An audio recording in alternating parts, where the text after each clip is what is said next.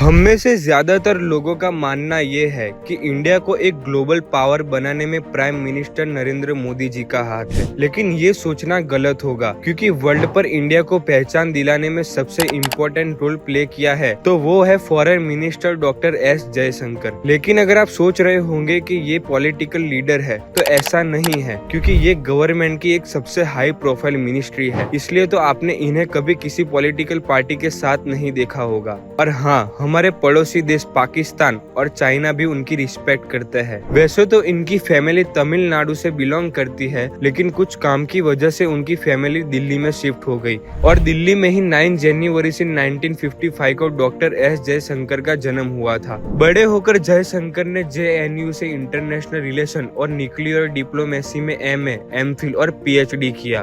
उसके बाद 1977 में जयशंकर ने IFS यानी इंडियन फॉरेन सर्विस में अपना डिप्लोमेसी करियर स्टार्ट किया। फिर जयशंकर जी ने 2004 से 2007 तक वॉशिंगटन DC में इंडियन एम्बेसडर के रूप में काम करते हुए और US के बीच में सिविल न्यूक्लियर एग्रीमेंट को साइन करवाने में बहुत बड़ी भूमिका निभाई है। इसके बाद डॉक्टर जयशंकर की पोस्टिंग सिंगापुर में हो गई, जहां वो अगले 2 साल तक हाई कमिश्नर के तौर पे अपॉइंट हुए थे। इसके बाद 2009 से 2013 तक जयशंकर जी चाइना में इंडियन एम्बेसडर के तौर पे काम करने लगे।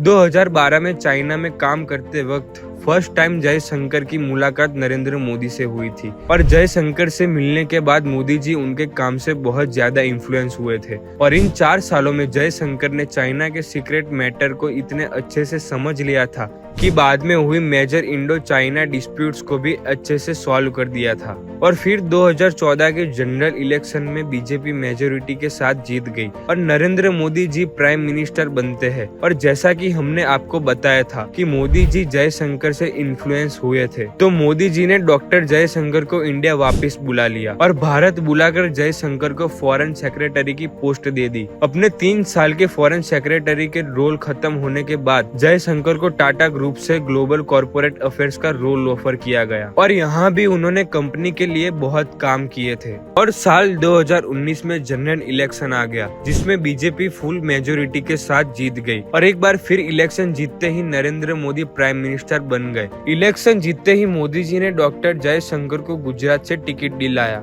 और इंडिया का फॉरेन मिनिस्टर बना दिया, बिना किसी पॉलिटिकल बैकग्राउंड के, सिर्फ मेरिट के बेस पर। 2019 से 2024 के जयशंकर ने बहुत सी इम्पोर्टेंट पॉलिसी बनाई। जब 2022 में रशिया और यूक्रेन का वॉर हो रहा था, तब इंडिया ने किसी का भी साथ ना देने का फैसला लिया, जिसकी वजह से इंडिया रशियन और वेस्टर्न वर्ल्ड से अपनी रिलेशन मेंटेन कर पाई। और ये सब हुआ था डॉक्टर जयशंकर की वजह से। और ऐसे ही बहुत से काम है जो डॉक्टर जयशंकर ने किए हैं, लेकिन जिनका क्रेडिट मोदी जी को मिला है। और वीडियो यहीं पे खत्म होती है। ऐसे इंफॉर्मेटिव वीडियोस के लिए हमारे चैनल को फॉलो करें।